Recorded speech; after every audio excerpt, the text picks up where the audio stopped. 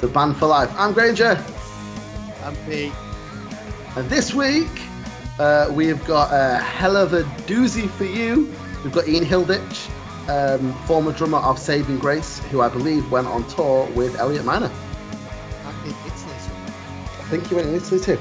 So he'll be talking about some drum shenanigans and stuff, and it's nice to get just the drummer on as well, rather than full band. And because we like all, it's not all about guitars, it's not all about singing. We like drummers too. Stop trying to save yourself. Yep. Let's get Ian in. So this week we've got Ian in. Hello, Ian. Hello. Thanks for joining us. How's it going? No problem. I'm very well, thank you. How are you? Good. Excellent. And we're really excited to get you on because it's nice just to have just a drummer on. Yeah. No worries. Greg's just trying to take himself out the bad books of the drum lists of the world. No, I'm not. Yeah, Next question. So how long have you actually been, because I never actually asked you, how long have you been drumming for? Well, first of all, I was 9 and I was in the boys brigade, and that's where it started. I started on the snare drum, and then it sort of got, how old was I now when I got my first kit? 99, 12. I was 12 when I got my first drum kit. Oh. It was a case of my mum said no, so I asked my grandma, and she bought me one.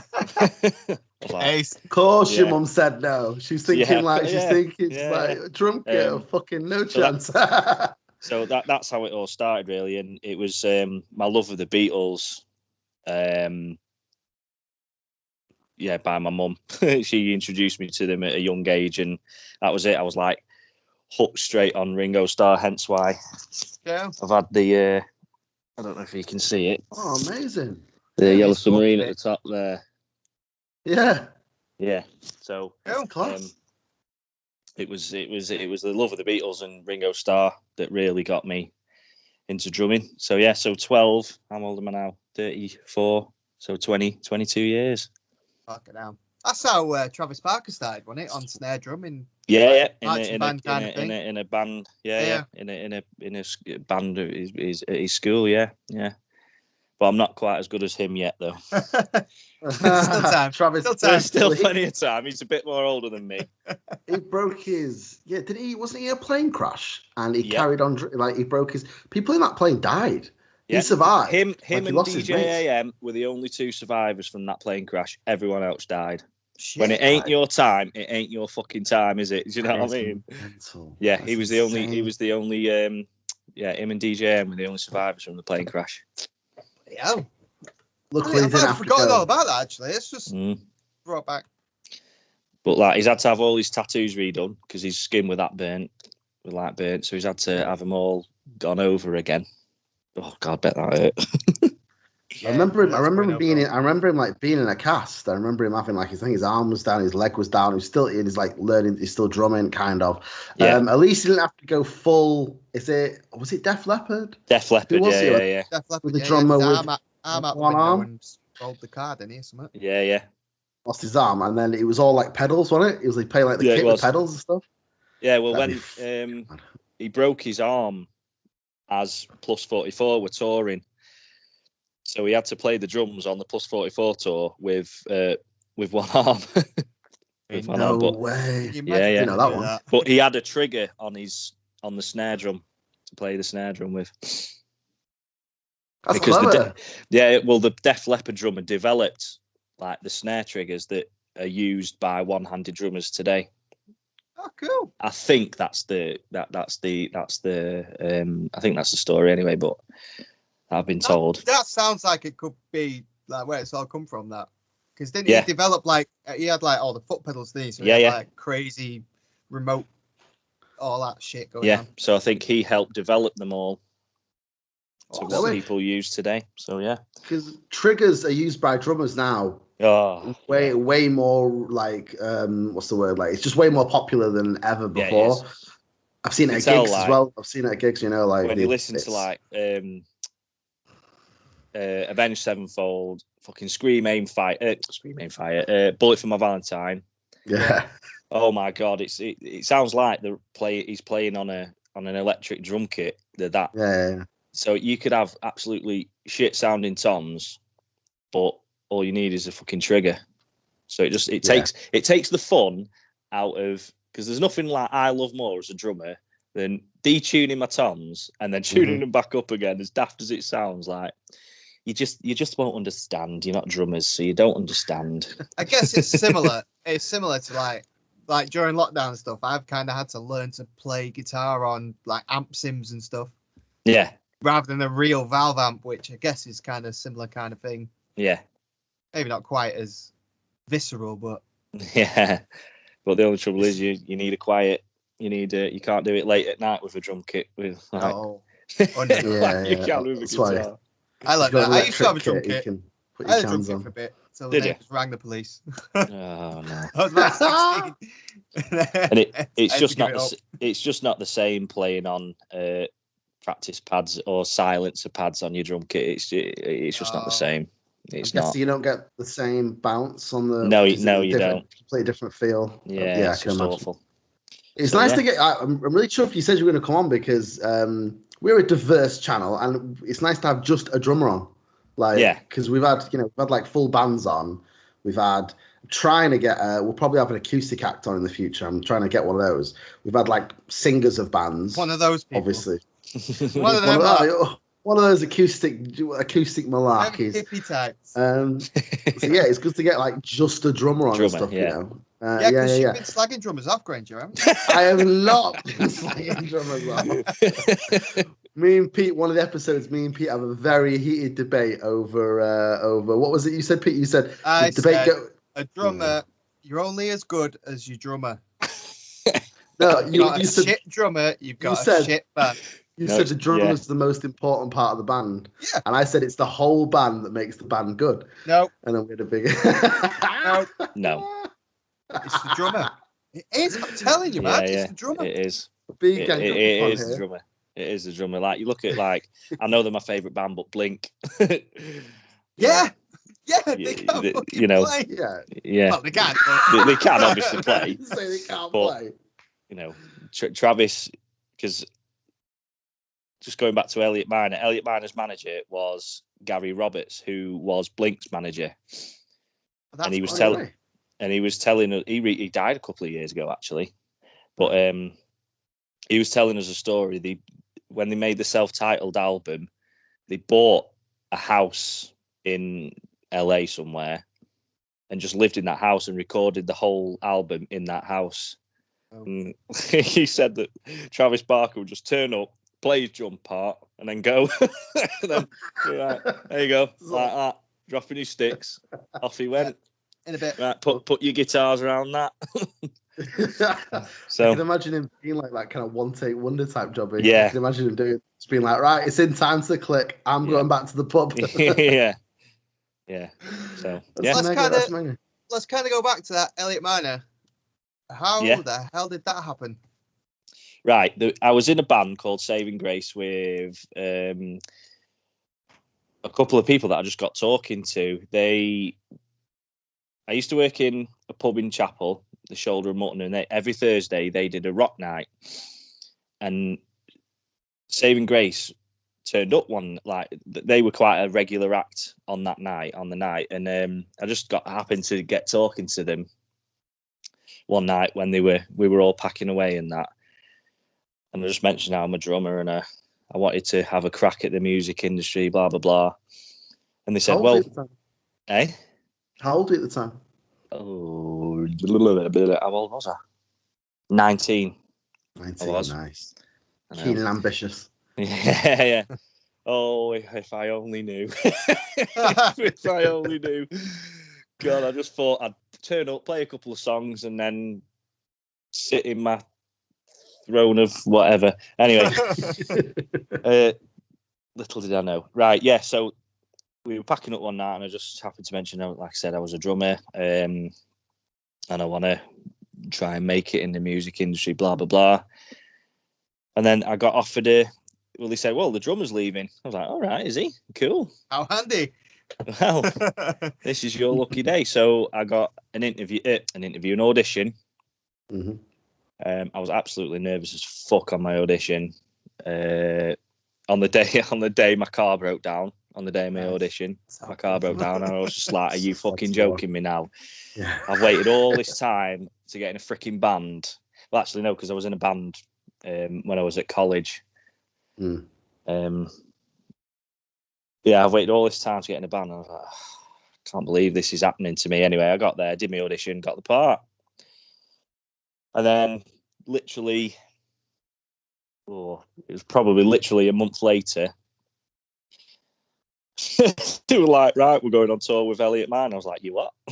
That's pretty cool. We're going on tour around the country with Elliot Minor. I was like, okie dokie then. So it was a frantic few weeks trying to like learn some songs, because as a support act, obviously you don't play a full repertoire. You only play like a certain amount of songs.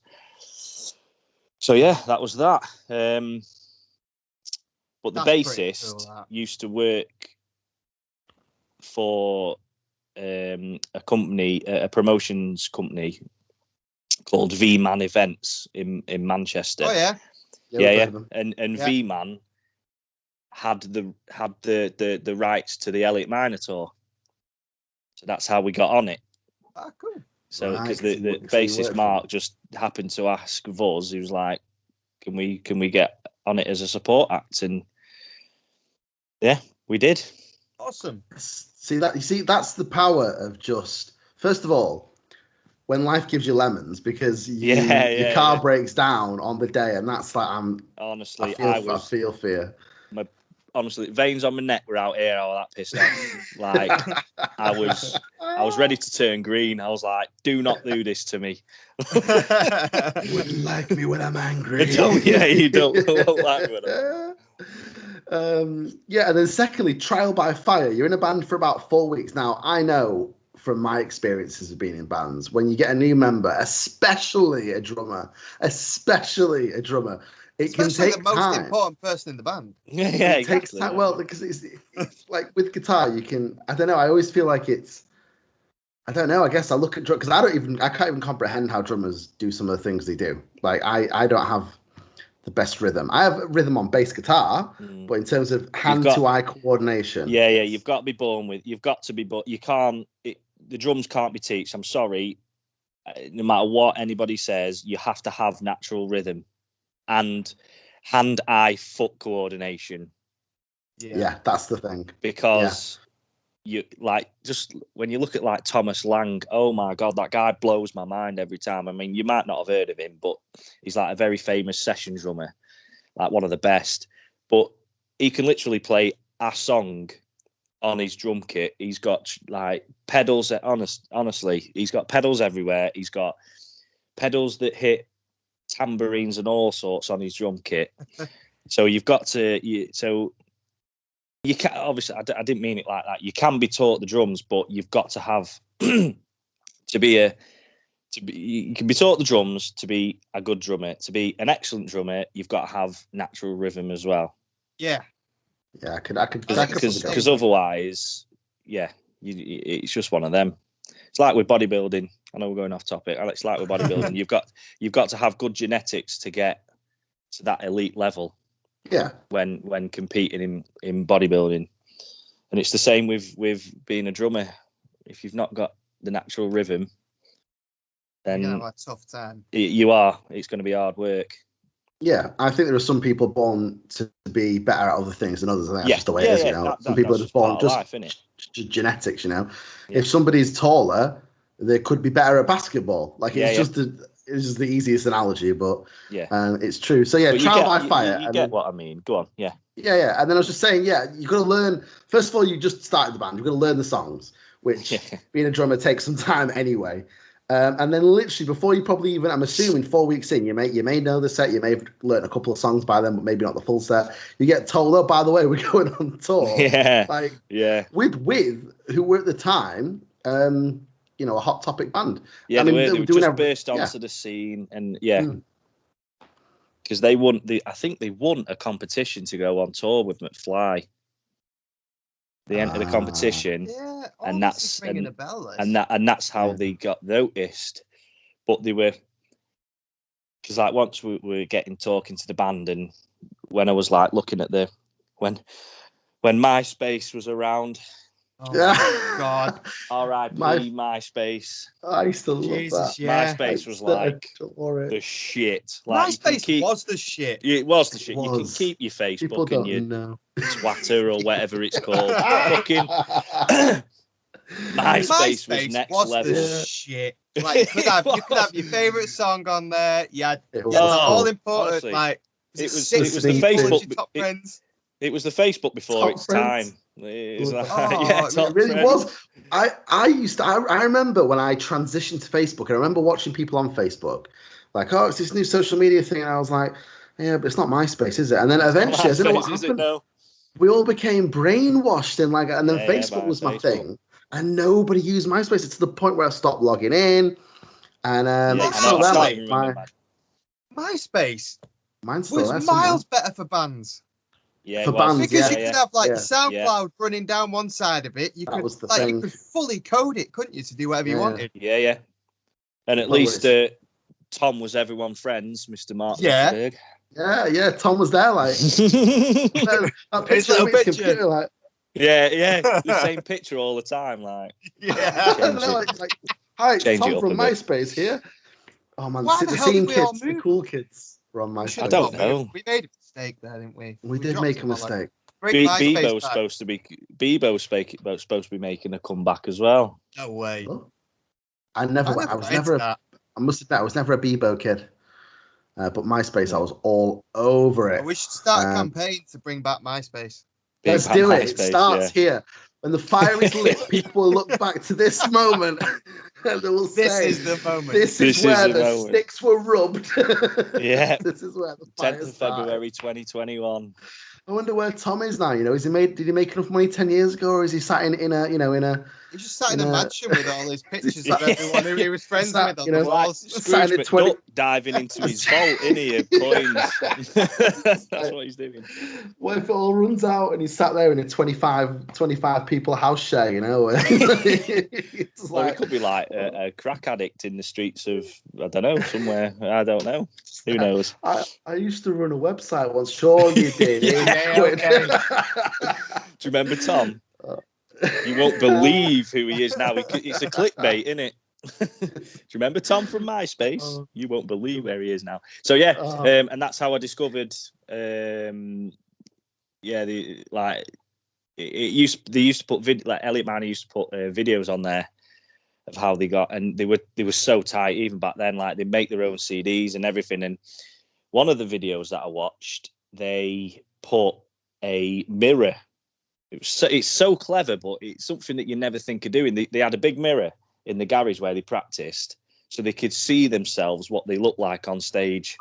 Oh, I've heard of this. People rehearsing in dance studios and stuff. Yeah, where they it's just like little things like that, because I don't know what I look like on stage, because I just, you see these drummers like pulling faces and stuff, and I'm just sat there like I don't pull, but I feel like I should. It's like.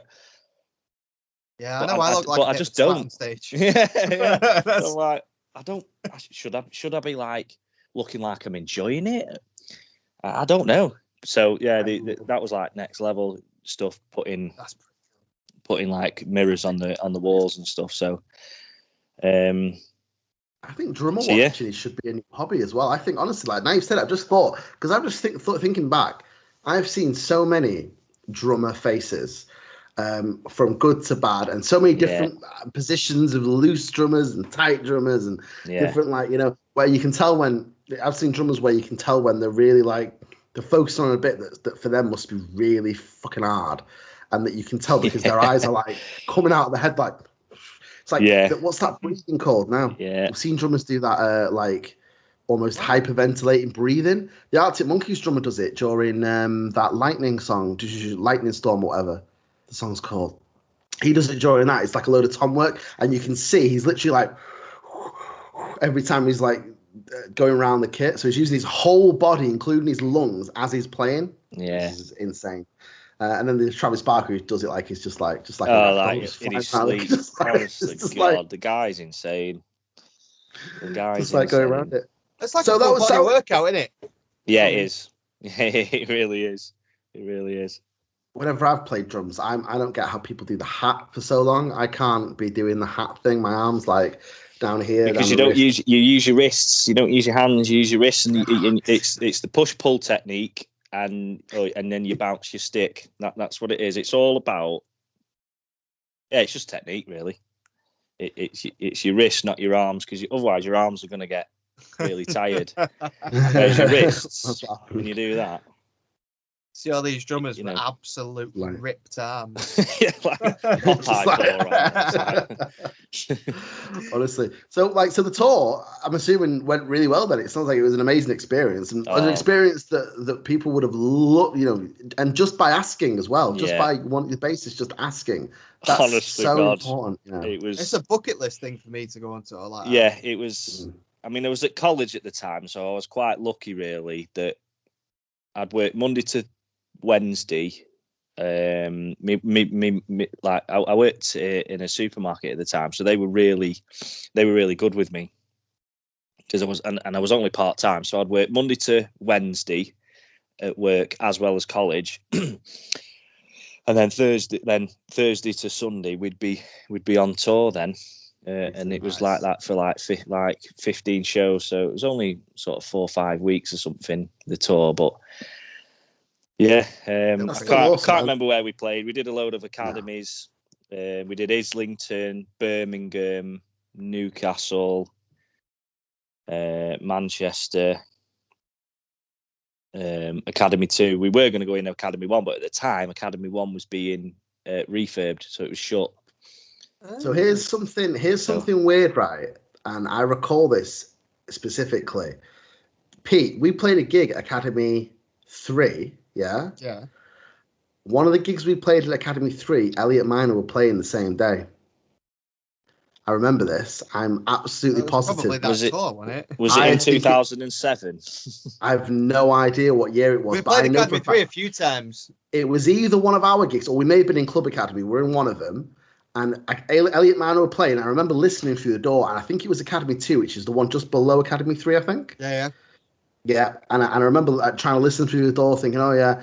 And it was either a 3 days gig, or it might have been a Zebra Head gig.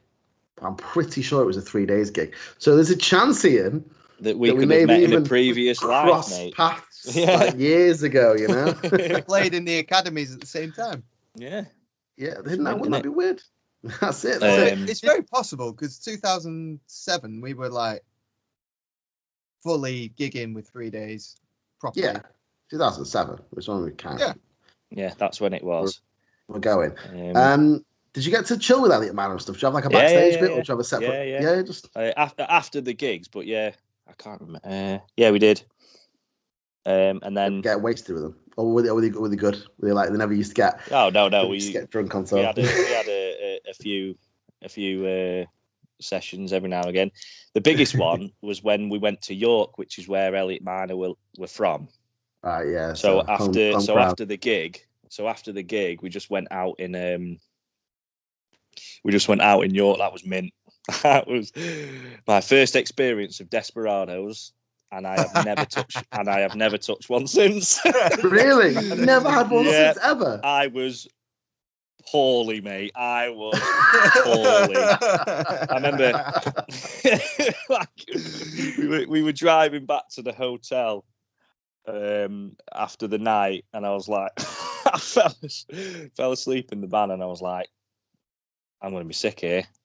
I'm going to be sick. Pull over. I'm going to be sick. No, we're nearly there. I'm going to be sick. And I just went like that. Out the door. Oh man! Yeah, and then it's like, oh no, still really? emotion. Yeah, but still no, emotion. that was good, because we were saving going out with them for that night, because they were from York, so that was pretty good. And then the last gig was Leadmill. Where's that? Sheffield. All right.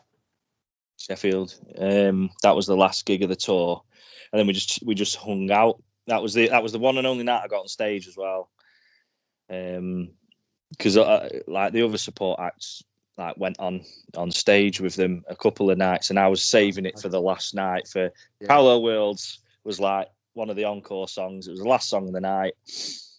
So, and yeah, that's when we all went on stage. So that was nice. So, and then throughout the tour, like obviously setting up during the day and that, you can, you know, we were just like chilling, talking, watching the sound checks and that, all having a bit of banter with each other and that. So yeah, it's pretty good. It sounds like they're pretty nice guys. It sounds like you got on with them really well, and they weren't. Yeah, you it know, was they good. weren't kind of, the only thing is like Saving Grace. They were sort of just trying to think, like sort of had a sort of crowded house vibe like band. So we weren't like a pop punk band or rock band like Shibby, the support act, and Elliot Minor were. We were a bit sort of softer rock, shall we say? Yeah. So we didn't quite fit in really, and we got booed off stage a couple of times. But, You're kidding? No, that's harsh, man. Was it Birmingham? Oh, I think it was Birmingham Academy. Like obviously at the end of the night, like they're saying, "Oh, thanks to Shibby, hey!" And thanks to Saving Grace. Boo. That's harsh. That's harsh. That wasn't nice to take. But, you know, you got to take the rough with the smooth, as they say. We've been booed off stage, mate. We've had things thrown at us and all sorts. We've had bands on here.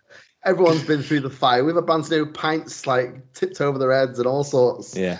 So yeah. That's the thing is that everyone starts somewhere. Yeah, exactly. But you felt like a rock star though, because like throwing my sticks into the crowd. I've always wanted to do that, and I got to do it. I was just up here. I was like, one for you. I was like, shit, I've got no sticks left now. Do people recognise you? Like, so when you went out with Elliot Minor that night, or did people come up to them or come up to you or like speaking to you? Do you know what? No, they really didn't. No. Obviously after the gigs they did and stuff, and as you know, we all signed a few like t-shirts and tickets and whatnot. Nice. But yeah, not really. No, we were only a support act. They weren't there for us, were they? Yeah.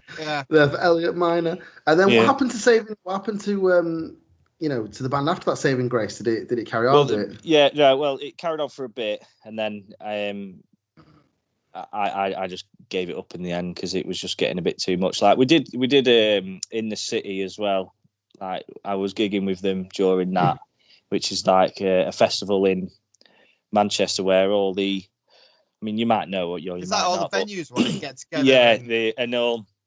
Like record bosses from major companies stay in Manchester, and then it's this big festival that's put on at all the venues, and they walk. That's how the Ting Tings got discovered. I've seen them. They supported one of my friends' bands in the Night and Day before they were famous. I've seen them. That bass drum is a real thing. She had that bass drum on stage. No way. You know, with the Ting Tings written on it, that big bass drum. Yeah. It's a bit weird. That's a real, like quirky. That's a real thing. And then, the next thing, they were like the biggest fucking band on the planet. Yeah, they were massive. They kind of came and went, didn't they? I get that. I've not even till you mentioned that name. Then I hadn't thought about them for years, literally years. Yeah, I hadn't thought of the words Ting Tings at all. So I've seen them in the Night and Day. They were massive. I've seen them in Night and Day. I think it was Night and Day anyway. But yeah, I've seen them supporting one of my friends before they were famous. That's awesome, isn't it? That's how they got discovered. It was in the city. One of the record bosses there. Yeah, because we never did it, but we knew a couple of our friends did it. Yeah, like Wolfie did it with System Fault. Yeah. And I'm sure there was a couple of others. The other bands that we used to knock about with played it a couple of times. Yeah, obviously I didn't get anywhere, but yeah, it just because they were the band was from Northwich, which is like.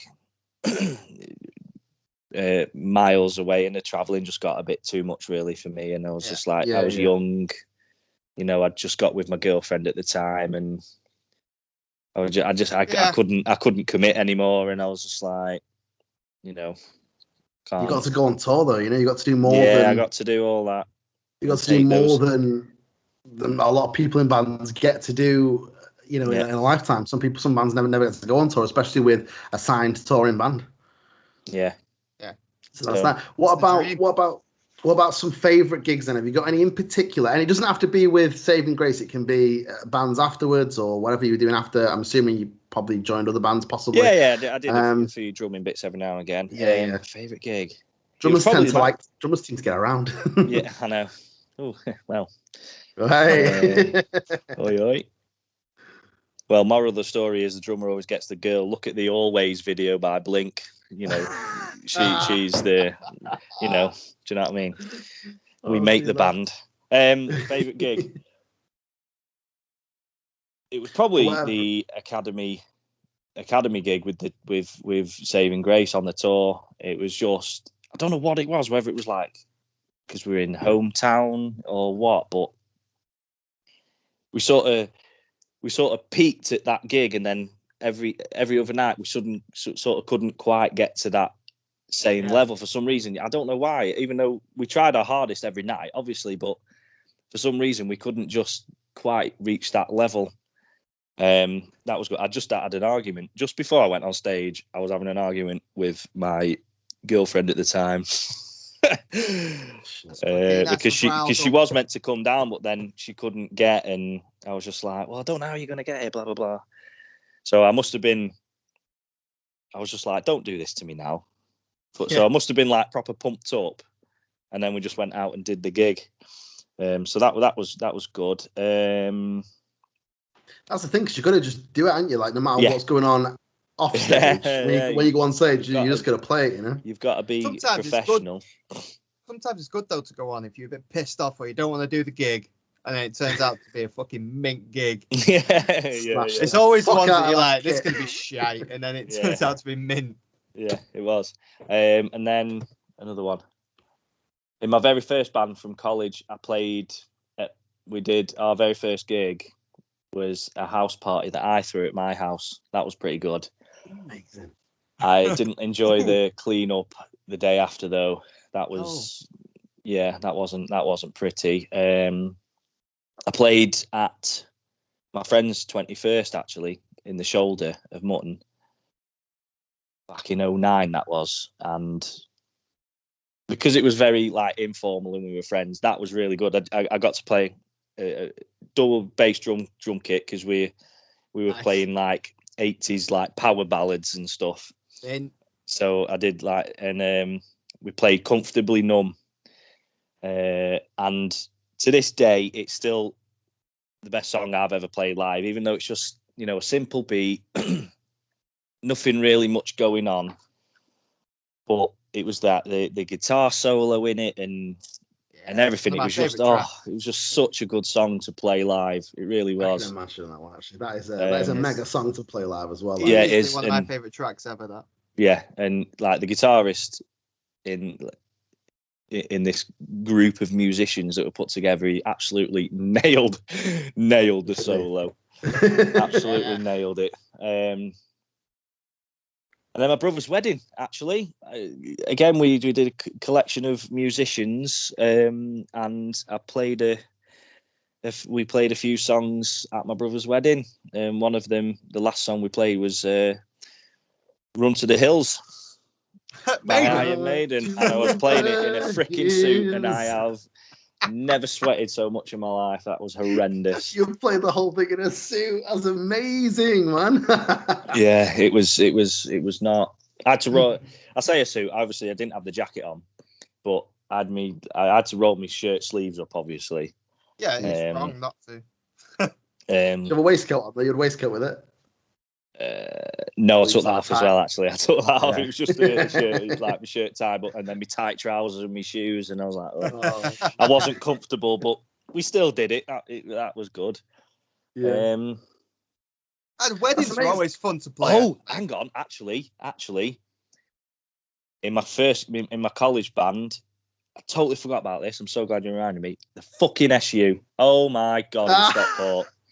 Stockport. You played Stockport SU? Stockport SU, mate. Oh, the best gig ever. Oh god, yeah. As soon as I got in the band, I was like, I want to play on that fucking stage. because the SU was like some of the absolute times of my life, and I'm so gutted that place isn't there anymore, because like it made my child. It almost, I won't say childhood. I was certainly underage, but it made me half. Yeah. Me fake ID. I bought a fake ID online, and I used that to get in. I paid a tenner for it. Best tenner I've ever spent. I used to love Stockport SU, man. Honestly, SU was like I have nothing has come close on a night out for me. Three floors. I think three floors. Heating on all the fucking time, and I was just dripping. You could smoke inside, like you know. We used to drink bottles because there was always that rumour going round. It's watered down beer. It was. So that was the best gig, and I think what made the SU so good was the fact that it played the music that I grew up listening to. Like at the time, it was all like I just started getting into like emo music and stuff like that, and all like the prog rock and like new metal and stuff. So it just played all my kind of music that I grew up listening to. That's exactly. And we played SU, and that was mint. Was it rammed as well? Was it what? Was it rammed? Was it really busy? Oh yeah, it was busy. It really was busy. Because it wasn't the hugest place either, so to play there, you make a small room look packed out, you know? Yeah. It did. Because I remember, so top floor was like heavy. Yeah. And then there was like the middle floor, which I think was like metal and rock, and then there was the like first floor, which was pop punk emo. That was pretty much where I sat with it. Yeah. Sometimes the second, because he put like Korn and Slipknot on up there. Yeah. Top floor, I'd never really go to because that was the heavy shit. Yeah. But that first floor was like Alexis on Fire, Blink-182, Newfound Glory, Brand New, Taking Back Sunday. They play all that kind of stuff over and over. It's a bit like the small room in Satan's. Or the old creche at Gillies, if you ever went there. Yeah, I've been to Gillies, but it was a long set. Gillies. Yeah. Another place. That one. That's a Tesco now, isn't it? Is it? It might be somewhere else again now, but it was a Tesco last time I was there. You believe that? And it was fucking huge in there. Oh, Gillies was mint. I only went there once. Not 3 or 4 times. I didn't go that many times. I remember going straight from Gillies closing to work. Wow. I remember that. That is that's hardcore. I'll give you that. Straight to it. The pet shop round the corner, or Pets at Home. Gillies used to shut at 7, and I had a shift that started at 9 on a Saturday. Like, fucking insane. I couldn't. Oh god, it makes me. Couldn't do it now, could you? Thinking about it now. No way. Man, honestly, it break me. I remember you telling me that story, Pete, of your manager who was like stood next to you or something in a meeting. They were like, "Pete, I don't mean to alarm you, but will you keep your mouth shut? You stink of tequila." You smell of sweat and shame. I am really sorry. You smell of sweat and shame. Go away. Guzzling Red Bulls. Try and keep going all day. Oh man! And you get home at like 6 and just completely flat out crash till the next day. Yeah, I've done that before. I did a shift in Tesco once where I rocked up. I was at 5th Ave the night before. All of our listeners, by the way, these are all places in Manchester. Search them online. Old rock places. 5th Ave is more of an indie place. Or it was. I don't know what it is anymore. And I remember going home with like a takeaway, eating like a bit of it, falling asleep for about half an hour on the couch, and having to get up and go to work. And I remember going into Tesco. This is the thing. I don't remember the first hour of my shift. This is the thing about it. I don't really remember clocking in. I don't remember. I know. And I was in the petrol station. I remember a guy, and I was by myself for the first hour. It was like a 7 o'clock start. I remember the other guy coming in at 8 to help me. I remember him coming in and saying to me, "Do you want to put the kettle on, Adam? Maybe make a coffee for yourself and me, but yourself." Okay. The first hour just didn't. Put a couple of scoops in there for yourself. Yeah, just put a couple of scoops in there and leave the vodka out of that one. You know what I mean? Oh, SU, man, I absolutely. So we used to me and my friend, I know it was off topic a bit, but me and my mates sometimes would stand behind this like kind of garage near where I live, like a car garage. There'd be a shop around the corner. I'd have my fake passport, I'd have my photocopied passport or a fake NUS card or an NUS that had been thinking. We'd get I used to get cans of Special Brew. My girlfriend at the time used to have vodka and Coke. We'd nail 4 cans of Special Brew each and then go to the SU. So by the time we got there, we were already on our arse, and then we'd get in because they just. I mean, it's not a surprise it was shut down, to be completely honest. Yeah. Because it was like £3 in. They took anything, you could have written I am 25 on a piece of paper. They probably would have taken it. And yeah, it's some good times there. I wish I'd gone more. I wish I could remember more from that place. I know, I'm the same. But I was reading why they had to shut it down, actually, because I shared something on my Facebook a while ago now about why the SU had to shut, and it was because they were getting loads of trouble from a load of youths would wait for the people coming out of the SU and then just start fights every weekend it got to, and then they just had to make that decision to shut it. It's kind of Chavs versus Mosher thing at the time, I think. Yeah, it was. I don't know if it's today. It's a different world. We live in a world. It is a different world, isn't it? And we live in a different world. But yeah. I do actually recall, I was never involved in a fight, but I do recall things like that kind of happening outside, like shady characters knocking around and stuff. But it's a shame. I don't care. I still think it should reopen. Yeah, I know. Well, they've built onto it now, being 30. I wouldn't. I don't care. I'd go again. Fuck it. I don't give a shit. Totally. Yeah, I'm 34 next, and I would be the same. I'd be there, mate, front center of the queue. Just like, get me up them stairs now. In my skinny jeans with my beard. I'd 21 I'd find what I used to wear. I don't care if it don't fit me anymore. I'd squeeze into it somehow. I'd get some moisturizer. Yeah. I'd squeeze into it somehow. Amazing. Yeah. One of the things I was going to ask you, you mentioned a house party gig. I've always wanted to do this because I've seen the Enter Shikari, Sorry You're Not a Winner, the original video. Have you ever seen it? No. The video is them basically playing at a house party, literally people crowd surfing and shit, and they're playing in like somebody's front room. And that's the kind of thing I've got in my head when you say. Yeah, no, none of that happened. None of that happened. I can't really remember it, ads, to be honest, because we just sort of played and carried on drinking, to be honest. Yeah, just like that. So I don't really recall it. Started drinking and wait for the police. A member of my family, a member of my family afterwards found a load of weed under the sofa. Yeah, I don't know what they did with it, so I can't comment any further. But I couldn't possibly speculate or comment on that matter. So I think and hope it went in the bin, but yeah, it was. Yeah, that was. Yeah, I didn't clean up, and I got in some absolute horrendous shit with my mother. Yeah, I was in the bad books, mate. Oh man, real bad books. So, what about we've gone through some really good gigs. Any particular gigs that didn't go well for any reason, or any gigs where something kicked off, or the sound was particularly shit, or the venue was particularly rough, or someone got the dick out in the front row. Someone got the dick out. No. Oh fuck. Or you might not have had any. You might have had all of the gigs might have been okay. Yeah. Just trying to think now. So we had a guy whose guitar fell apart on stage. Remember that one? Yeah. His pickups literally fell out of his guitar. Chris, who had some guy from he had a guy from the crowd holding his cymbals on the fingers. Oh, really? No way. Song I remember. I'm just trying to think. No, I can't really recall like anything that went sort of real. I can remember that went real bad anyway. That's good news, to be fair, man. You're doing better than most. I mean, to be fair, there probably was, but it's like been that long.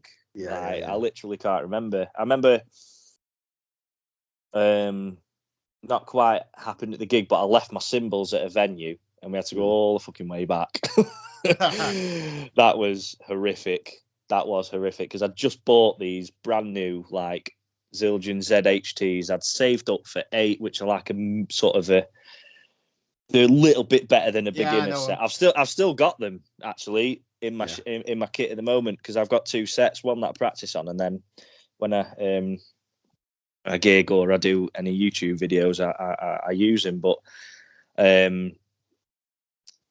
yeah, I just bought them, saved up ages, and then I just bought them and I left them at the freaking. I can't remember. I can't remember where it was though. Can't remember the venue that we left them at, because we got to the next night and we were like, "Oh shit, where's my cymbals?" Oh shit, yeah. Oh no, where? They're not here. They're definitely not here. And I was like, so annoying. Fuck. Was it quite far away as well, do you reckon? Yeah, I think it was Cardiff we had to go back to. Oh, mate! Yeah, Barfly, Cardiff Barfly, that's where we left him. Luckily, they'd been handed in. Yeah.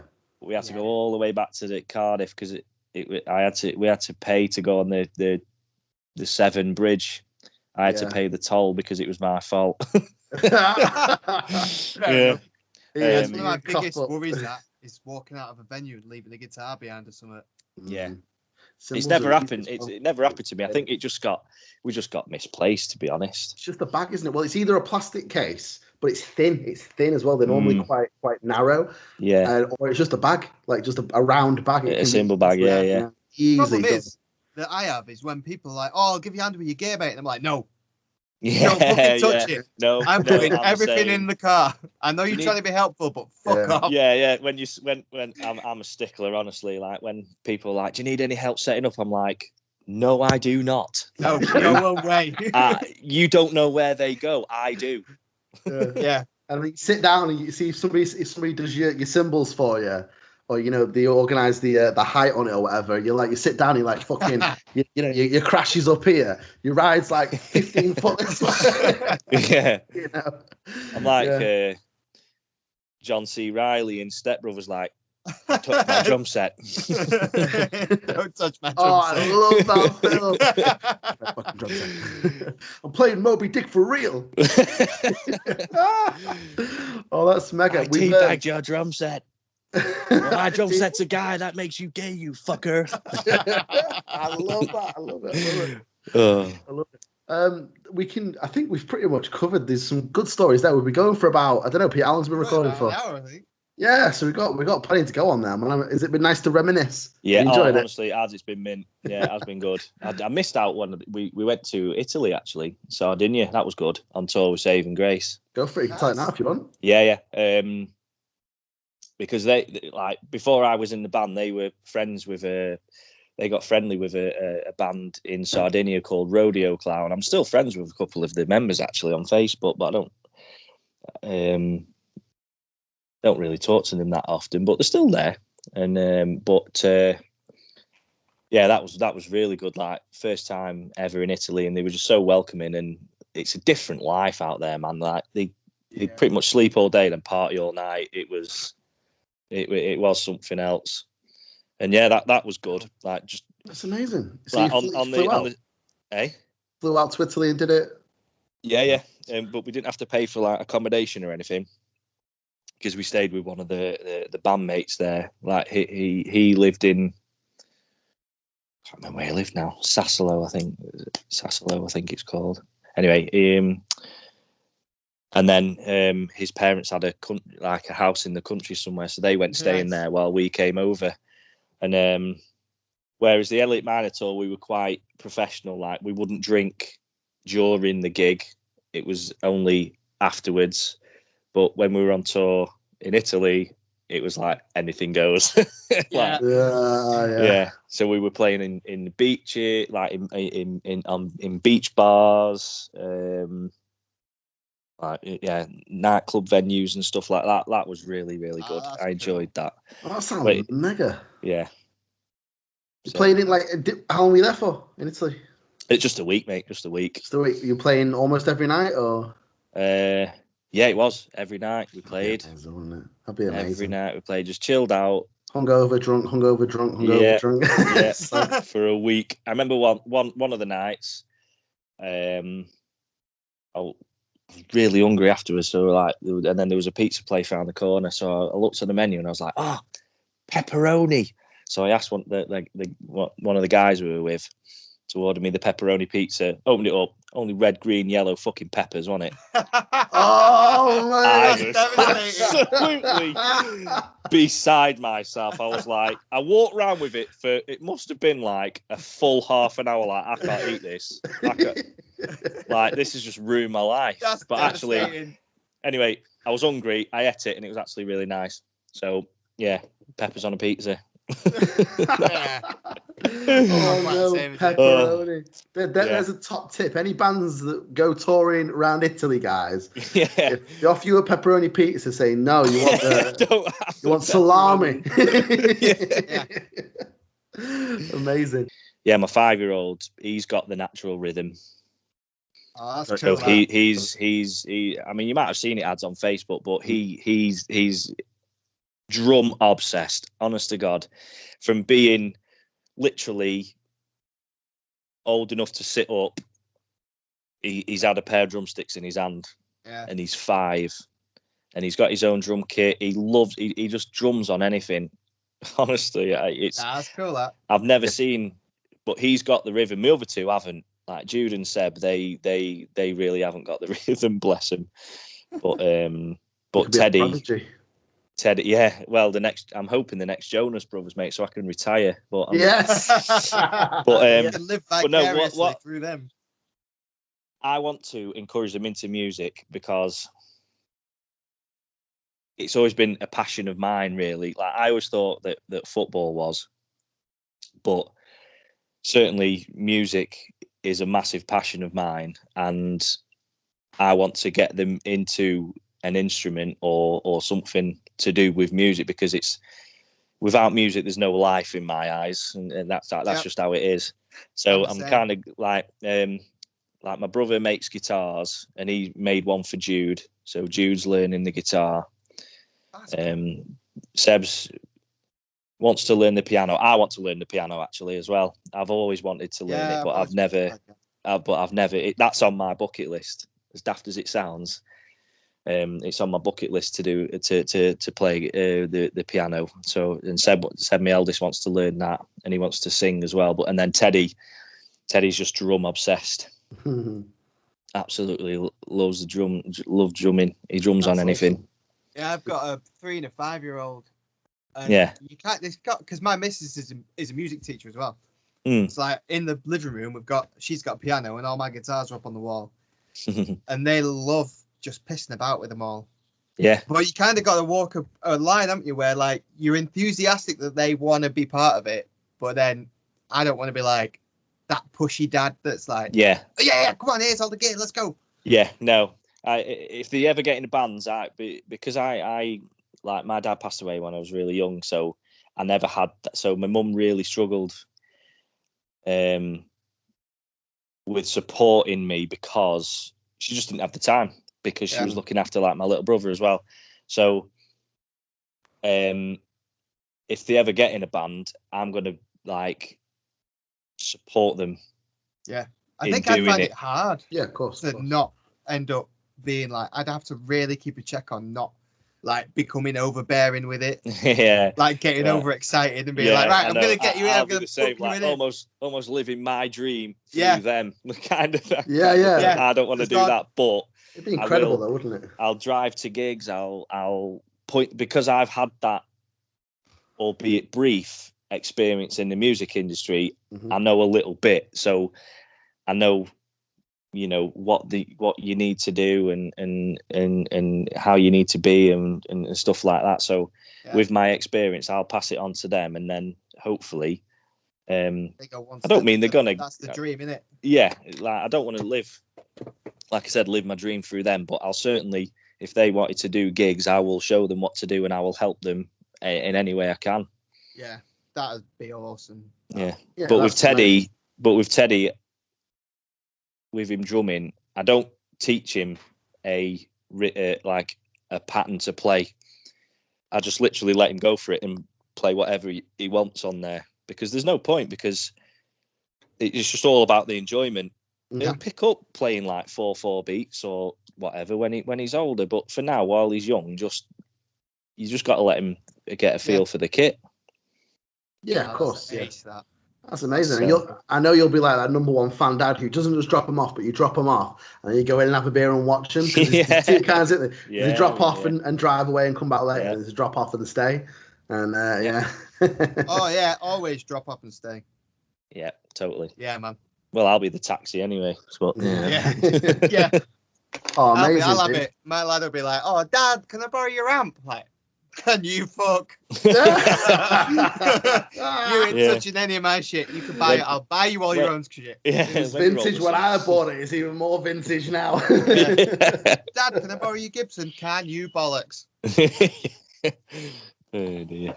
Oh, you mean the 1970s one? No. Yeah. Oh, dude, thanks so much for coming on, man. Like, no worries at all. It's been really good. I'm glad I didn't write anything down. I just let like my verbal diarrhea go for it. We never write notes. We just can't this go week for it. It's the first time I've got some notes to go off. One of the videos we're doing. It's the first time I've done it. So that was Ian Hilditch, who is a previous member of Saving Grace. The most humble drummer I have ever met. What a nice guy. Oh my God! What a nice guy. Oh my God! Oh my God! Oh my God! So I think that just about wraps us up for this week. That was a pleasure, wasn't it? It was a really nice one. Yeah, proper nice. Guy. Yeah, awesome. Nice. If you have any comments regarding this video or anything you want to mention that we spoke about in the video, please feel free to comment below. We try and get back to every single person who comments, all 2 or 3 of you. It does take us some time to get around you all, but we'll get there in the end. Also, if you like what you've seen here, please consider subscribing, hitting the bell notification if you want to know when our videos come up. We do videos every Tuesday and every Friday. And if you would like to like the video, if you liked it, that would be awesome as well. Also, we are now a real podcast on Apple Podcasts and Spotify and Google and all the other podcasty type places. Yes. So you can check us out while you're walking the cat or washing the dog or walking the cat or mowing the grass or if you're browsing MySpace or Facebook exercising or Twitter, you can listen to us there. Please subscribe to us on Habbo Hotel. Yep, please subscribe us to Habbo Hotel. We need to sign in. And MySpace. And Blabo. Blabo? Yes, Blabo. Yep. All the old places that nobody goes anymore. Yep. Spotter Tunes and iFi. And we'll see you there. Yeah. Thanks so much, everybody. Thank you. Bye.